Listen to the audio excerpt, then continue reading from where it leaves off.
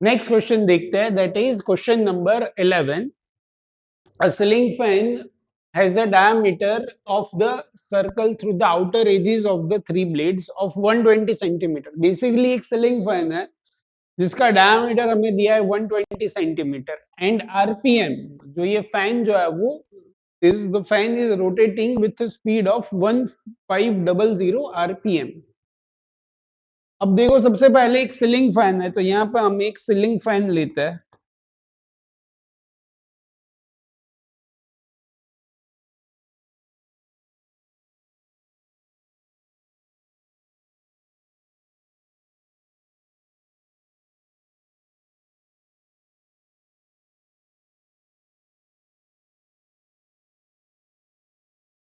ये जो ceiling fan है, this ceiling fan is rotating with speed. ये सीलिंग फैन की डायमीटर हमें दिया है 120 सेंटीमीटर. तो ये डायमीटर है पूरा, यहां से लेकर यहां तक का, ये पूरा ही डायमीटर हमें दिया है.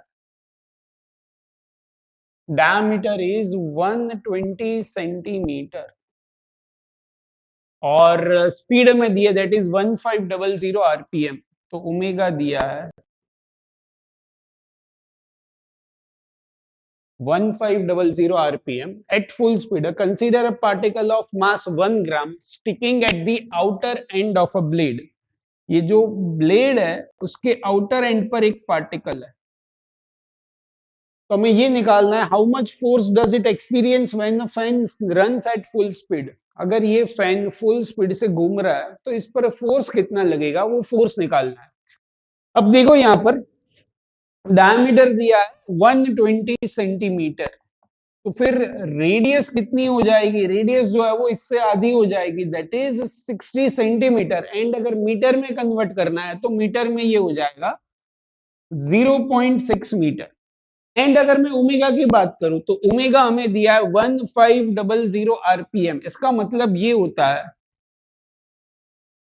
1500 आरपीएम का मतलब है कि 1500 रिवॉल्यूशन पर मिनट. मतलब एक मिनट में ये फैन कितने रिवॉल्यूशन कंप्लीट कर रहा है, 1500.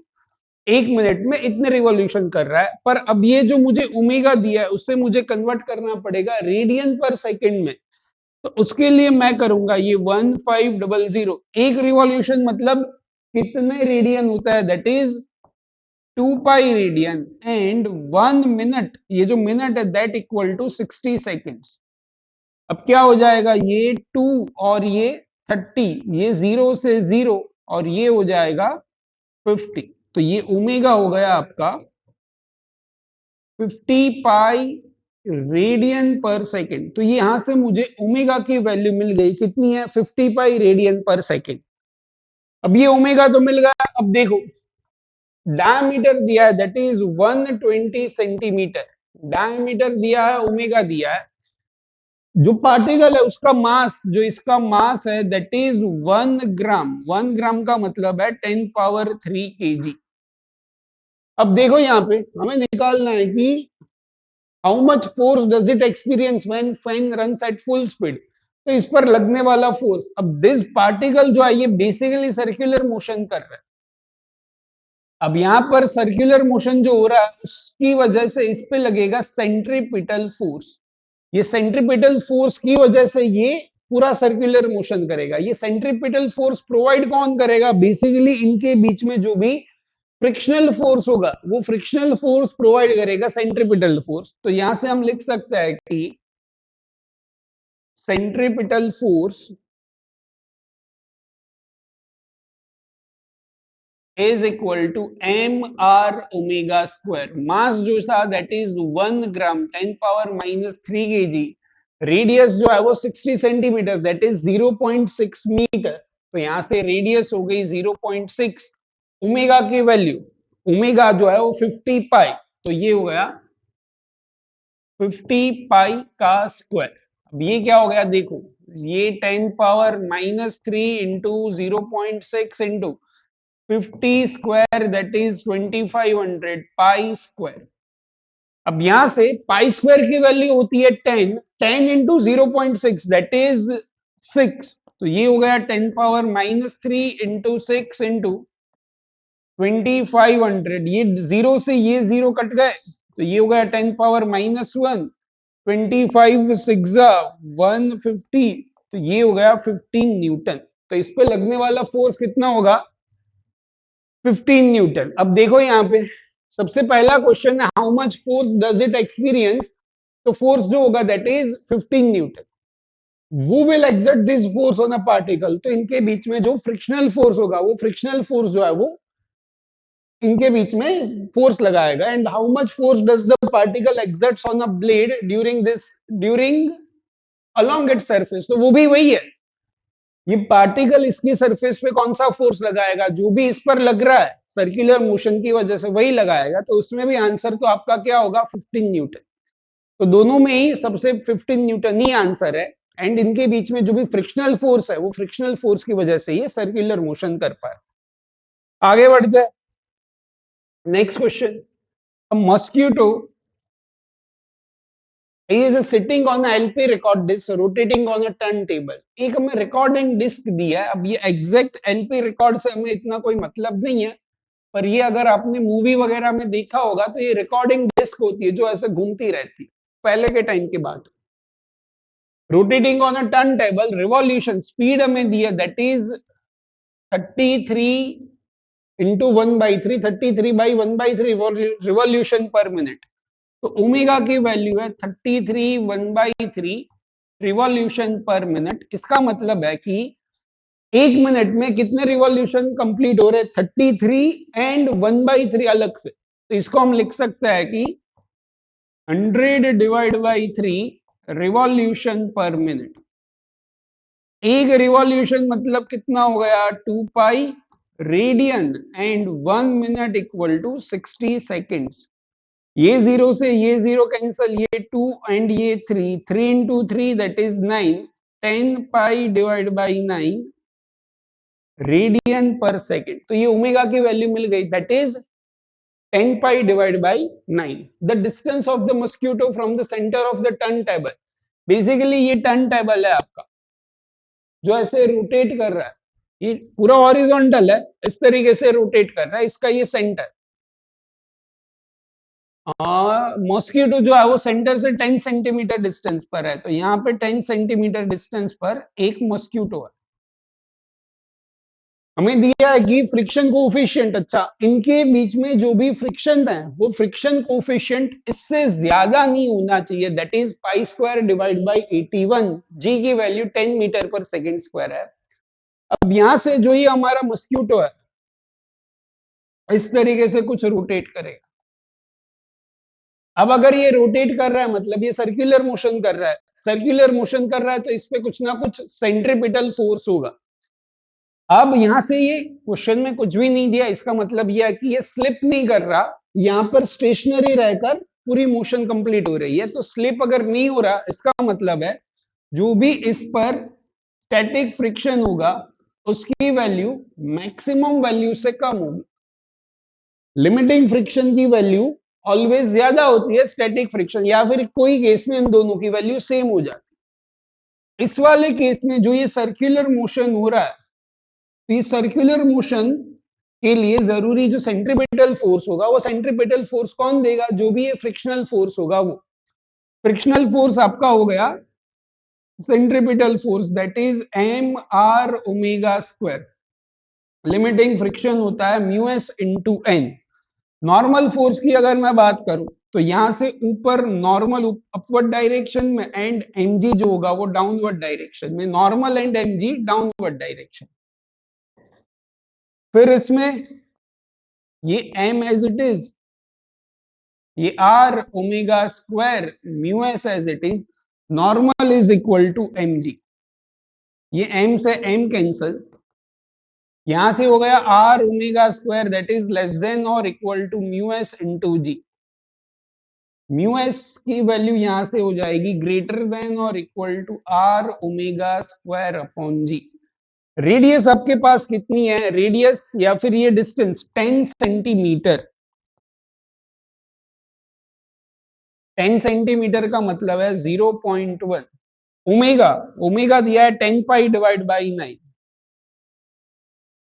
का स्क्वायर डिवाइड बाई जी की वैल्यू है that is 10 metre per second square. अब इसे कैलकुलेट करने पर ये हो गया 100 pi square divide by 9, 100 into 0.1, 10, 10 divide by 10 ये हो गया 1।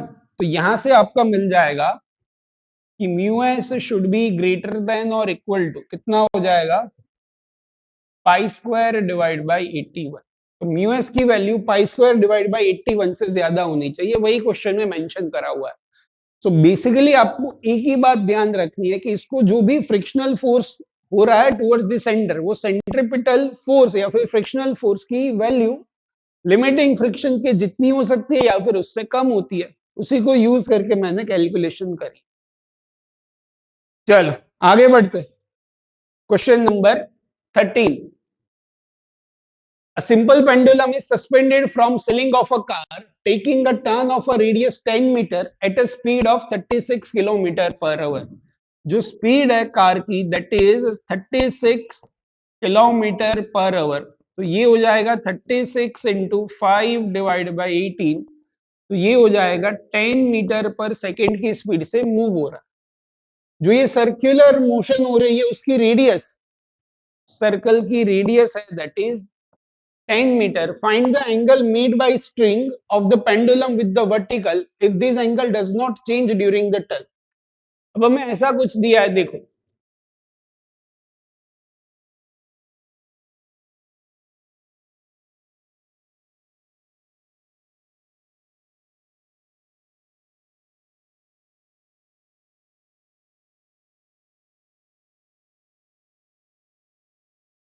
ये हमारी कार है,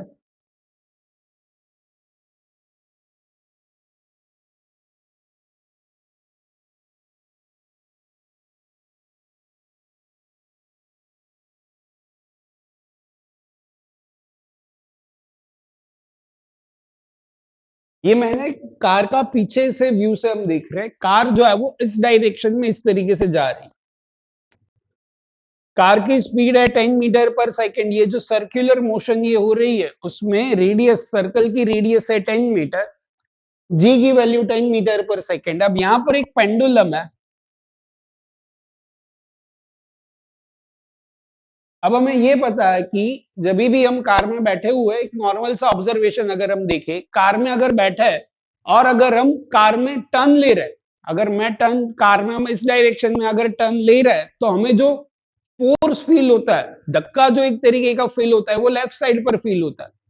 और अगर हम लेफ्ट साइड पे जा रहे हैं तो उस टाइम पे हमें जो भी जर्क या फिर धक्का फील होगा वो अपोजिट डायरेक्शन में फील होगा। इसमें भी कार अगर इस तरीके से जा रही है तो जो सिंपल पेंडुलम इस डायरेक्शन में रेस्ट पर होना चाहिए वर्टिकल डायरेक्शन में, उसकी डायरेक्शन, उस पर जो फोर्स लगेगा उसकी वजह से उसकी डायरेक्शन जो है वो हल्की सी चेंज हो जाएगी।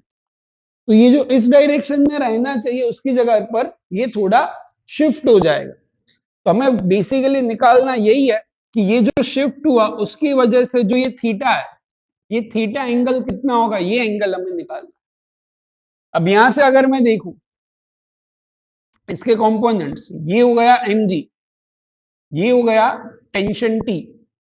अब यहां पर देखो ये थीटा तो ये भी थीटा, t का ये कंपोनेंट हो जाएगा t cos थीटा और ये कंपोनेंट हो जाएगा t sin theta. t cos theta upward direction में, mg डाउनवर्ड डायरेक्शन में, t sin theta is towards the centre. अब ये जो इस तरीके से हम रोटेट हो रहे हैं, ये वर्टिकल डायरेक्शन में तो मोशन नहीं हो रही, इसका मतलब है t cos थीटा और mg जो है वो सेम होने चाहिए। t sin थीटा फोर्स जो है वो टुवर्ड्स द सेंटर लग रहा है, तो ये फोर्स है वो प्रोवाइड करेगा सेंट्रिपिटल फोर्स। तो t sin थीटा आपका सेंट्रिपिटल फोर्स प्रोवाइड करेगा that is mv square upon r। अब इनका रेशियो लेते हैं, t sin theta by t cos theta, t and t cancel, तो ये हो गया आपका tan थीटा, tan थीटा हो जाएगा m and m b cancel, तो ये हो गया v square upon R G. तो यहां से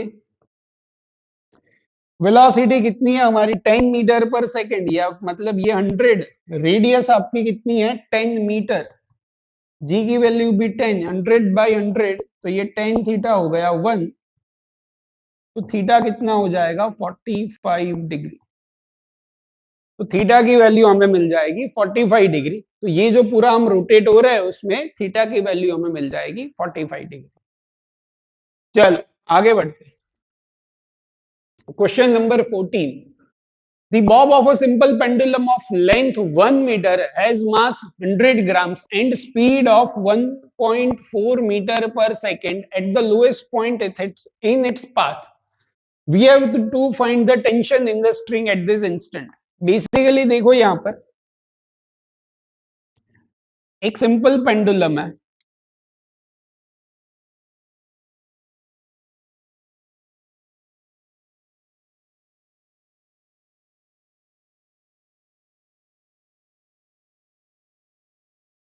जिसकी लेंथ है 1 मीटर एंड इसका मास जो दिया है दैट इज 100 ग्राम्स। स्पीड जो है वो है 1.4 मीटर पर सेकेंड।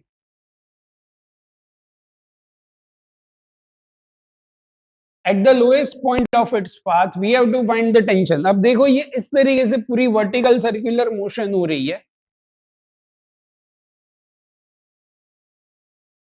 और ये जो वर्टिकल सर्कुलर मोशन है उसमें लोएस्ट पॉइंट पर उसकी वेलोसिटी है 1.4। तो हमें वही निकालना है, जब ये लोएस्ट पॉइंट पर है तब टेंशन कितना होगा। अब इसके लिए देखो यहां पर मैं एफबीडी ड्रॉ कर रहा हूं। एक तो होगा टेंशन टी, इसका खुद का मास जो है वो ग्रेविटी की वजह से होगा mg। अब ये जो पूरा घूम रहा है सर्कुलर मोशन कर रहा है इसकी वजह से इस पे सेंट्रीपिटल फोर्स भी लगेगा जो कि होगा इन दोनों का रिजल्टेंट। तो इसके लिए हम देख सकते हैं कि सेंट्रीपिटल फोर्स इसका हो जाएगा टूवर्ड्स सेंटर। तो सेंटर की डायरेक्शन में नेट फोर्स हो जाएगा t minus m g, that is M R omega square या फिर m we square by r. तो ये हो गया m we square upon r. तो फिर टेंशन हो जाएगा m g plus m we square upon r. Mass की वैल्यू हमारे पास है दैट इज 100 ग्राम। 100 ग्राम को मैं लिख सकता हूं 0.1 केजी। तो ये मास हो गया 0.1 केजी इंटू जी की वैल्यू 10, ये हो गया 0.1 केजी। वेलोसिटी का स्क्वायर दैट इज 1.4 का स्क्वायर एंड रेडियस लेंथ जो है वो है 1 मीटर, तो ये है 1।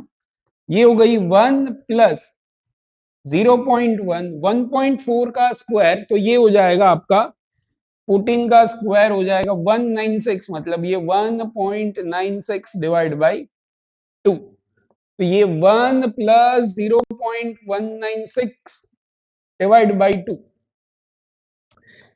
इसे अगर मैं करूंगा तो ये मिल जाएगा मुझे। यहाँ पे एक बार कैलकुलेशन चेक कर लेंगे।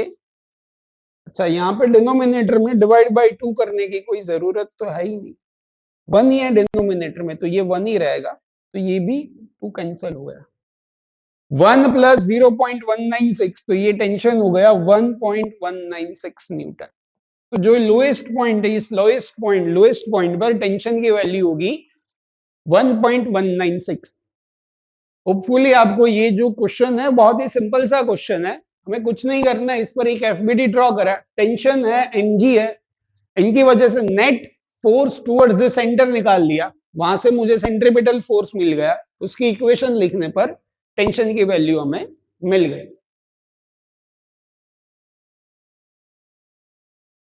अब आगे देखते हैं नेक्स्ट क्वेश्चन, क्वेश्चन नंबर 15।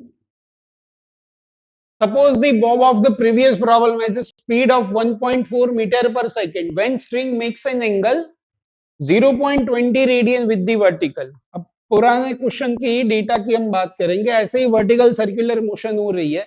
इस क्वेश्चन में हमें दिया था जो स्पीड है that is eight the lowest point, lowest point पे इतनी स्पीड है। अब हमको ये कहा गया है कि जब ये एंगल वर्टिकल के साथ 0.20 रेडियन है तब की हम बात कर रहे हैं, तब क्या होगा देखो।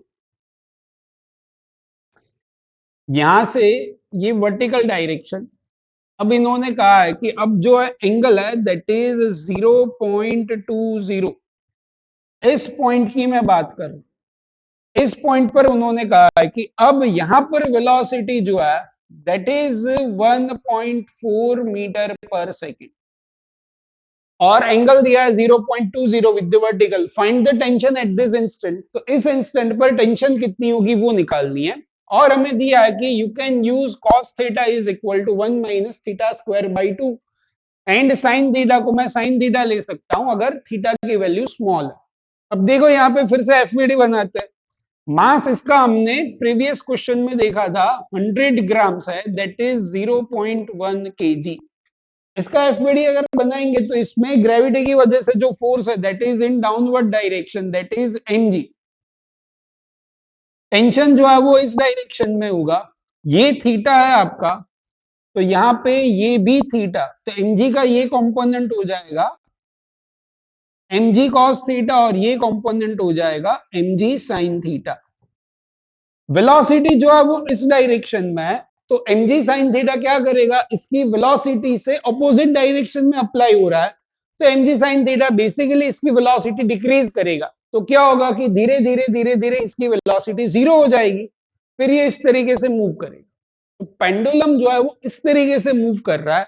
हमें तो ये निकालना है कि जब इसने एंगल ये थीटा एंगल वर्टिकल के साथ 0.20 रेडियन करा है तब उसकी वेलोसिटी तब उसमें टेंशन कितना होगा वो टेंशन निकालना। तब इस डायरेक्शन में तो मोशन जो है वो ये टेंशन ये mg cos थीटा और ये इनका net force T and mg cos theta का जो भी नेट फोर्स है टुवर्ड्स सेंटर उसी की वजह से ये सेंट्रीपिटल फोर्स मिलेगा और उसी की वजह से ये सर्कुलर मोशन हो रही है। तो मैं ये लिख सकता हूं कि net force towards the centre is T minus mg cos theta that is mv square upon r। तो ये t हो जाएगा हमारा mg cos theta plus mv square upon r। तो अब क्या होगा देखो यहां से अगर मैं टेंशन लिखना चाहूं तो अच्छा इसमें अब मैं मुझे पहले cos थीटा की वैल्यू निकालनी पड़ेगी। cos थीटा इन्होंने दिया है cos थीटा है हमारा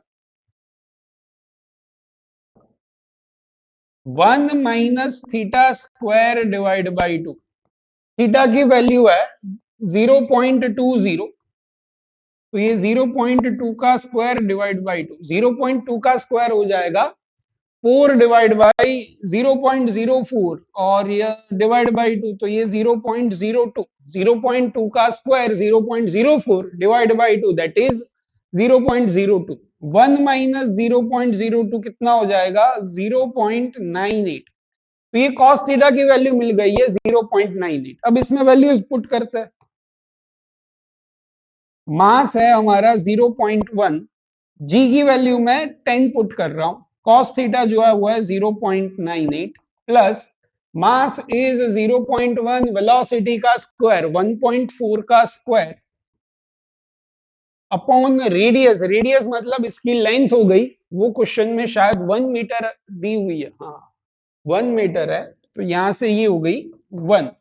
अब देखो यहां पे ये हो गया आपका 0.98 प्लस 1.4 का स्क्वायर ये हो जाएगा 1.96 इंटू 0.1 0.196। अब इन दोनों को ऐड करना है तो ये हो जाएगा 17 और 1.176 ऐसा कुछ अप्रोक्सीमेटली आंसर हमें मिलना चाहिए 1.176। तो इस इंस्टेंट पर जब ये एंगल 0.20 है उस इंस्टेंट पर उसी इंस्टेंट पर टेंशन की वैल्यू जो है that is 1.176।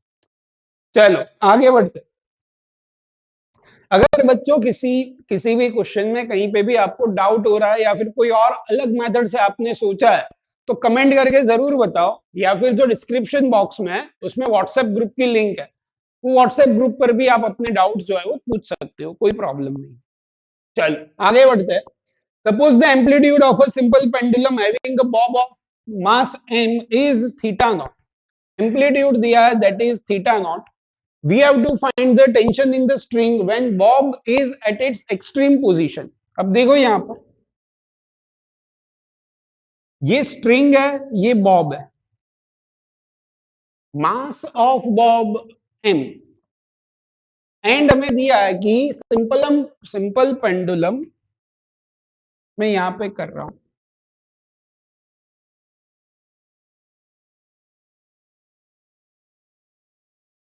having a bob of mass m is theta naught, we have to find tension extreme position की हम बात कर रहे हैं, और हमें जो दिया है वो है एम्पलीट्यूड। एम्पलीट्यूड का मतलब होता है maximum displacement from mean position, पर यहां पर एंगुलर एम्पलीट्यूड दिया है। इसका मतलब है जो ये एंगल की हम बात कर रहे हैं, ये पेंडुलम जो है वो इस तरीके से कुछ मूव कर रहा हो, यहां से यहां, फिर यहां, फिर यहां, फिर यहां, और ये अपनी जब मैक्सिमम पोजीशन पर है यहां पर, तब उस इंस्टेंट पर उसने जो ये एंगल बनाया दैट इज थीटा नॉट। तो ये एंगुलर एम्पलीट्यूड की मैं बात कर रहा हूं कि जब इस वर्टिकल पोजीशन से मैक्सिमम पोजीशन पर जब गए, तब एंगल जो मिला दैट इज थीटा नॉट। उस इंस्टेंट पर, फॉर इंस्टेंट, एक ही इंस्टेंट के लिए, उसी इंस्टेंट पर इसकी वेलोसिटी जो है वो जीरो हो जाएगी एक्सट्रीम पोजीशन पर। अब एफपीडी ड्रॉ करता है, ग्रेविटी की वजह से जो फोर्स होगा वो होगा mg, यहां पे है टेंशन T, ये थीटा नॉट एंगल है तो ये भी एंगल थीटा नॉट, फिर इसके कंपोनेंट ये हो जाएगा mg cos थीटा नॉट, और ये हो जाएगा mg sin थीटा नॉट। अब क्या होगा देखो, नेट सेंट्रीपिटल फोर्स की मैं अगर बात करूं तो टेंशन जो है वो अपवर्ड डायरेक्शन में, mg cos theta downward direction में, तो नेट फोर्स आपका हो जाएगा T minus mg cos theta not equal to mv square by R, पर यहां पर वेलोसिटी जीरो है तो ये पूरी टर्म जीरो हो गई, तो टेंशन आपका कितना हो जाएगा, tension is mg cos theta not. तो इस इंस्टेंट पर टेंशन जो है वो हमारा हो जाएगा mg cos थीटा नॉट। चल आगे बढ़ते हैं, question number 17। A person is standing on a spring balance at the equator. Equator पे एक इंसान खड़ा हुआ है स्प्रिंग बैलेंस पर। Spring balance generally weighing machine में यूज होती है, जो भी हमारा वेइंग मशीन है उसमें कहीं ना कहीं स्प्रिंग बैलेंस होता है। अगर मैं नॉर्मल रिएक्शन मेजर कर लूं, स्प्रिंग बैलेंस पर लगने वाला नॉर्मल रिएक्शन में मेजर कर लूं, तो वो नॉर्मल रिएक्शन बेसिकली मेरा वेट होता है। अब देखो क्वेश्चन में क्या दिया है, by what fraction is the spring balance reading is less than its true weight। True weight की अगर मैं बात कर रहा हूं, ट्रू वेट मेरा जो भी है, इक्वेटर पर अगर मैं खड़ा हुआ हूं तो फिर मेरा स्प्रिंग बैलेंस में कितने फ्रैक्शन से रीडिंग जो है वो कम आएगी। अब सबसे पहले आपको तो ये फ्रैक्शन क्या होता है वो समझ में आना चाहिए। अगर मैं अभी जहां पर भी आप खड़े हुए, आपका अगर मैं स्प्रिंग बैलेंस से मतलब आपका वेट मेजर करूंगा, तो आपका वेट जो होगा वो होगा mg के जितना आपका वेट होगा नॉर्मल कंडीशन में। अब अगर आप इक्वेटर पर हो, तो इक्वेटर में कहानी थोड़ी सी चेंज हो जाएगी। ये हमारी इक्वेटर, यहां पर एक स्प्रिंग बैलेंस है, ये वेइंग मशीन है बेसिकली,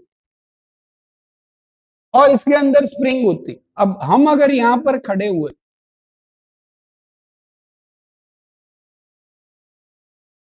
तो हमें इस पर लगने वाले नेट फोर्स की बात कर रहा हूं मैं। तो इस पर जो फोर्स लगेगा, ये तो जिस तरीके का व्यू है, इसको मैं अगर हॉरिजॉन्टल कर दूं तो ये कुछ ऐसा होगा, ये अर्थ की सरफेस, ये वेइंग मशीन, और हम यहां पर खड़े हो।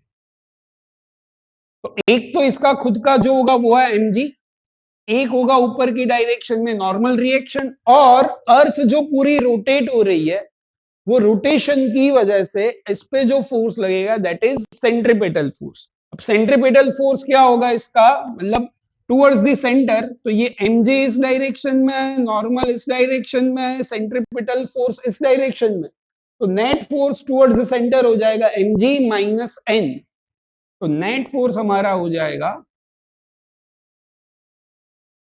mg माइनस n, और ये जो सेंटर पर ये रोटेट कर रहा है, तो इसका सेंट्रीपिटल एक्सीलरेशन होगा r ओमेगा स्क्वायर।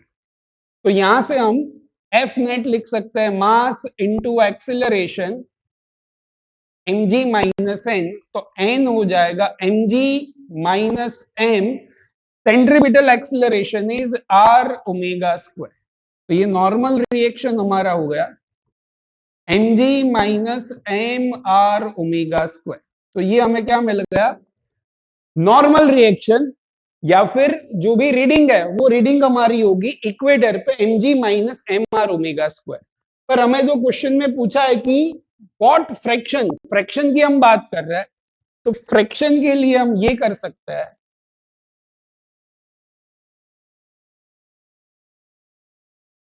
जो उसका ट्रू वेट है माइनस इक्वेटर पे इसका जो वेट है, इक्वेटर पे वेट मिला mg minus M are omega square. तो ये हो गया mg minus M are omega square upon actual weight that is mg। mg से mg cancel, minus minus plus, that is M R omega square upon mg, m से m cancel. तो fraction की मैं अगर बात करूं that is r omega square divide by g। r जो है वो बेसिकली रेडियस ऑफ अर्थ होगी, वो हमें क्वेश्चन में दी नहीं है पर हमें पता होनी चाहिए। रेडियस ऑफ अर्थ होती है 6400 किलोमीटर, 6400 किलोमीटर, इसका मतलब है 6400 इंटू 10 पावर 3 मीटर। तो ये रेडियस ऑफ अर्थ आपकी हो गई 6400 इंटू 10 पावर 3। ओमेगा को हम क्या कहेंगे, ओमेगा इज, ओमेगा की वैल्यू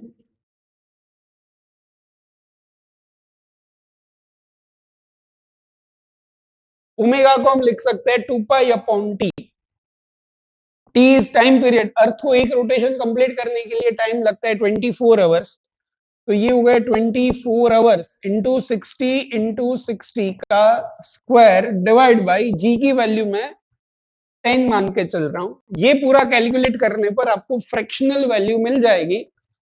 थोड़ी बहुत कैलकुलेशन आप खुद से भी कर सकते हो, चाहो तो कैलकुलेटर से भी, आप जल्दी करना चाहो तो कैलकुलेटर से करो, पर खुद से एक बार कर लो, थोड़ा टाइम लगेगा पर आपकी प्रैक्टिस हो जाएगी। तो हमें यहाँ पर फ्रैक्शन की बात कर रहे थे, तो फ्रैक्शन तो मिल गया।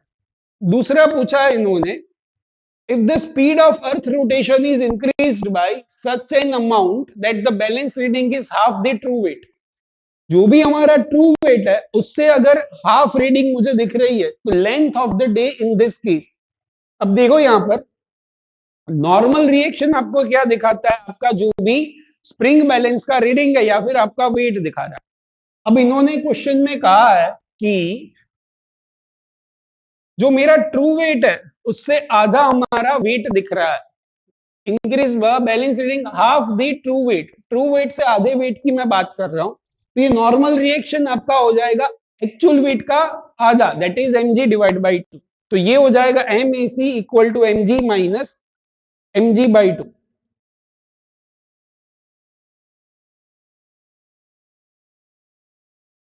नॉर्मल रिएक्शन आपका हो गया mg डिवाइड बाई 2। ये mg minus mg divide by 2 क्या हो जाएगा, mg divide by 2, centripetal acceleration is r omega square, m से m कैंसल, ओमेगा स्क्वायर हो जाएगा g अपॉन 2r।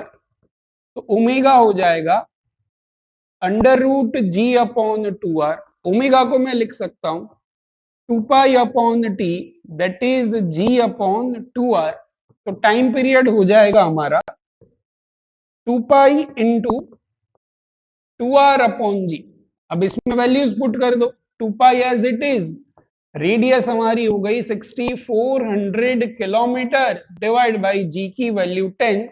ये पूरी कैलकुलेशन कंप्लीट करने पर मुझे टाइम पीरियड मिल जाएगा। Time period is basically length of day, one day की लेंथ कितनी होगी, that is basically time period. तो उन्होंने वही पूछा है, length of day in this case that will be, जहां से कैलकुलेशन करने पर आंसर मिलेगा।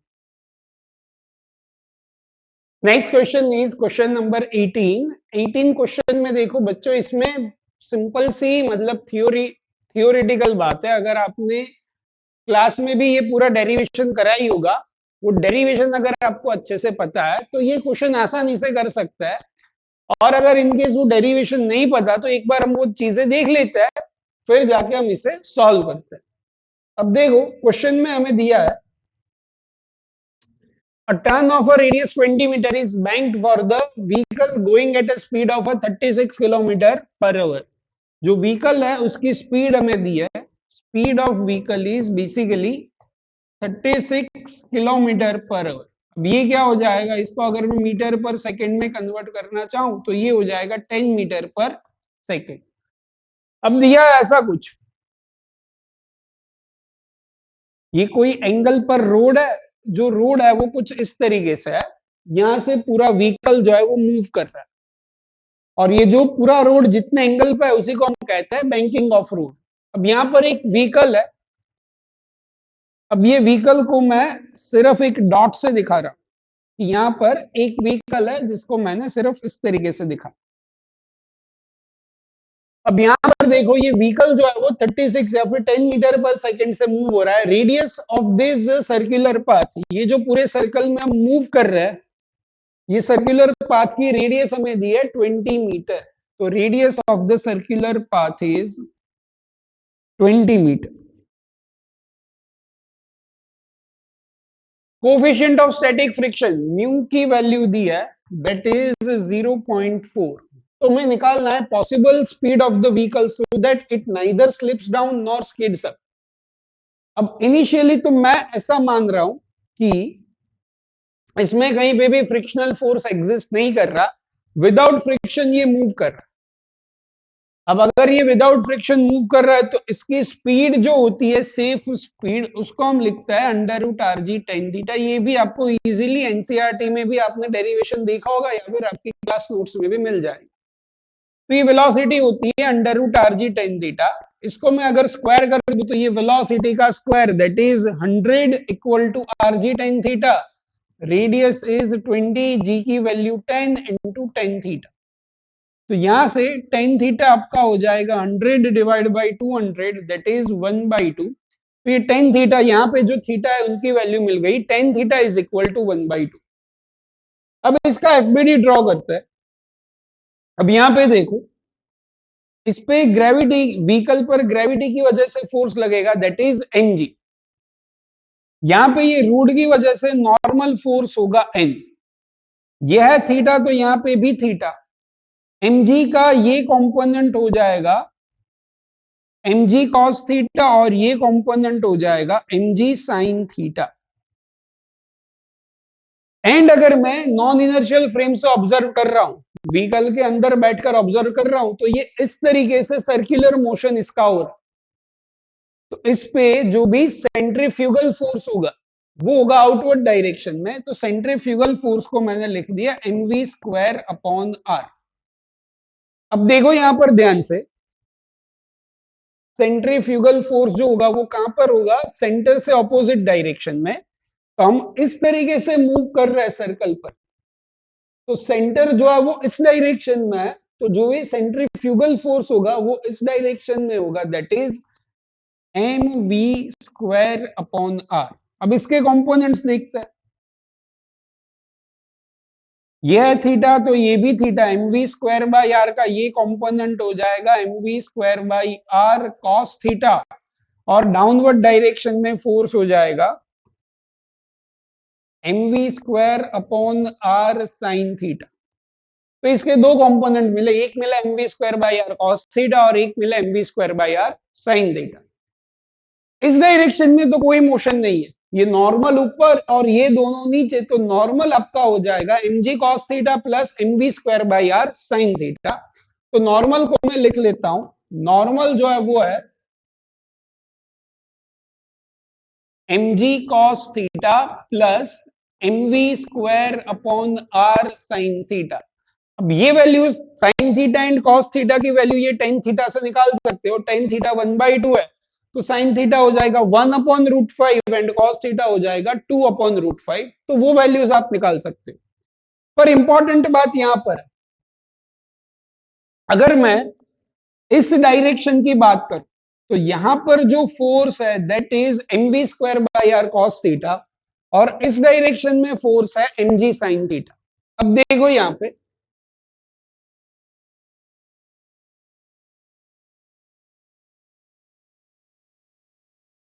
ये जो दोनों फोर्सेस है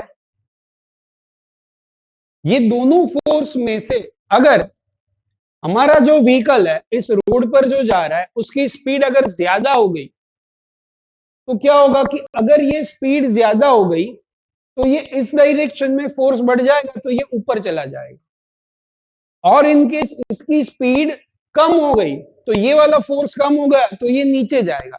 ये mg sin थीटा तो कांस्टेंट फोर्स है, मास कांस्टेंट है, g कांस्टेंट है, थीटा कांस्टेंट है, तो ये फोर्स कांस्टेंट है, ये फोर्स डिपेंड करता है स्पीड पर। अगर स्पीड इस कंडीशन में तो क्या होगा कि भाई mg sin थीटा और mv square by r cos theta अगर सेम है तो ये कांस्टेंट, इस डायरेक्शन में कोई मोशन ही नहीं है और ये इस डायरेक्शन मतलब आगे की डायरेक्शन में ये मूव करेगा। बट इन केस अगर ये वैल्यू बढ़ गई तो ये ऊपर जाएगा और अगर ये स्पीड कम हो गई तो ये नीचे जाएगा। अब इस केस में हम फ्रिक्शन को हमें ऐड करना पड़ेगा। अगर मैं फर्स्ट केस मान रहा हूं कि जिसमें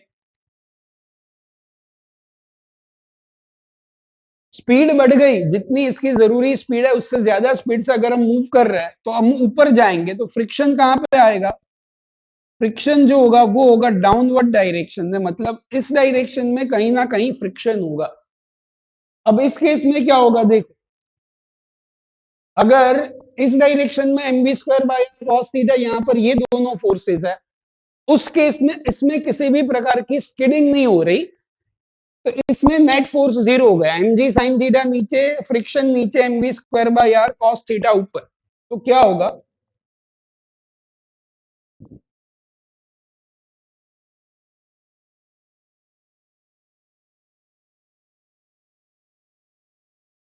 इसमें हम लिख सकते हैं mv square by r cos theta ऊपर, फ्रिक्शन नीचे, एंड mg sin थीटा जो है वो डाउनवर्ड डायरेक्शन।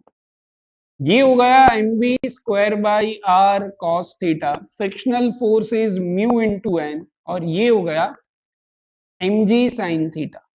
नॉर्मल रिएक्शन जो है दैट इज, यहाँ पे नॉर्मल रिएक्शन की वैल्यूज लिख दो। अगर आप पहले से वैल्यूज इसकी निकाल के रख रहे हो तो अच्छी बात है, तो फिर आपको फिर से वो डायरेक्ट वैल्यूज इसमें पुट करनी है। This is mg cos theta plus mv square by r sin theta plus mg sin theta. अब ये पूरी वैल्यूज आप अगर इसमें पुट करने पर हमें मिल जाएगी कि कितनी स्पीड से हम इस पे मूव कर सकते हैं, what are the possible speed. तो पॉसिबल स्पीड हमें मिल जाएगी कि जिसकी वजह से हम मैक्सिमम कितनी स्पीड से जा सकते हैं, क्योंकि मैंने यहाँ पे जो ये फ्रिक्शन है वो फ्रिक्शन की मैक्सिमम वैल्यू ली हुई है। अगर ये फ्रिक्शन की मैक्सिमम वैल्यू में ले रहा हूं तो स्पीड जो है वो स्पीड की भी मैक्सिमम वैल्यू मिलेगी, तो मैक्सिमम कितनी स्पीड से अगर हम जा सकते हैं वो वैल्यू यहां से मिल जाएगी। एंड अगर इन केस सेकेंड केस की मैं बात करूं कि अगर मेरी स्पीड मिनिमम स्पीड है, तो मिनिमम स्पीड के केस में क्या होगा कि ये वैल्यू या फिर ये फोर्स कम हो गया तो यहां का कांस्टेंट फोर्स बढ़ गया। अगर यहां का कांस्टेंट फोर्स की वैल्यू बढ़ गई है तो जो भी फोर्स लगेगा वो लगेगा अपवर्ड डायरेक्शन में, फ्रिक्शनल फोर्स, क्योंकि यहां का फोर्स अगर बढ़ गया तो ये नीचे की डायरेक्शन में जाएगा। ये अगर नीचे की डायरेक्शन में होगा तो फिर फ्रिक्शनल फोर्स जो है वो अपवर्ड डायरेक्शन में। सेकेंड केस में आपकी इक्वेशन थोड़ी बहुत चेंज हो जाएगी इस तरीके से कुछ। अब के केस में क्या होगा, फ्रिक्शन जो होगा वो ऊपर की डायरेक्शन में, तब हमारे पास mg sin theta downward direction में, फ्रिक्शन अपवर्ड डायरेक्शन में, mv square by r cos theta वो भी अपवर्ड डायरेक्शन। तो सेकेंड केस में हमारी इक्वेशन बनेगी दैट विल बी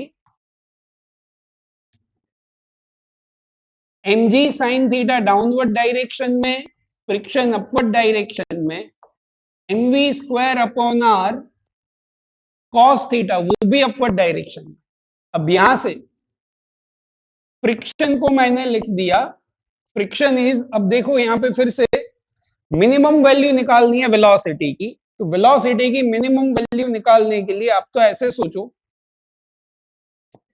कि mv square upon r cos theta मैं निकाल सकता हूं mg sin theta minus friction.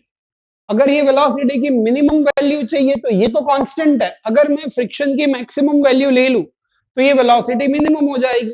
तो ये स्टैटिक फ्रिक्शन की maximum value is limiting friction, तो ये हो गया mg sin theta minus mu into N, N की वैल्यू हमने यहाँ पे लिखी हुई है, normal reaction is mg cos theta plus mv square by R sin theta, mg cos theta plus mv square upon R sin theta.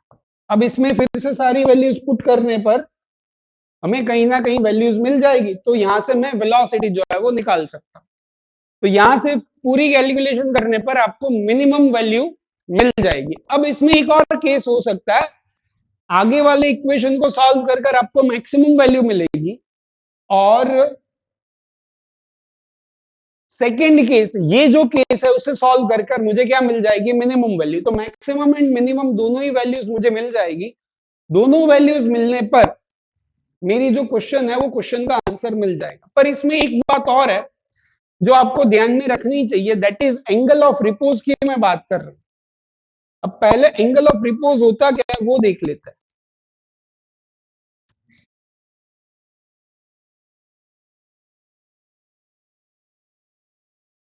Angle of repose का मतलब है कि ये कोई इंक्लाइंड प्लेन है, जहां पे मतलब इंक्लाइंड प्लेन जो है वो थीटा एंगल पर है।